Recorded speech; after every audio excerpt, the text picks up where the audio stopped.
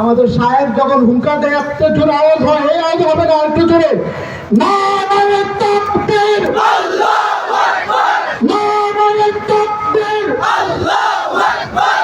ইবনে শাইখুল হাদিসের আগমন, শুভেচ্ছার স্বাগতম। ইবনে শাইখুল হাদিসের আগমন, শুভেচ্ছার স্বাগতম। মাহফিলের পক্ষ থেকে আঙ্গুলের শুভেচ্ছা, নারায়ে তাকবীর, আল্লাহু আকবার। আমরা সকলে বলি আলহামদুলিল্লাহ।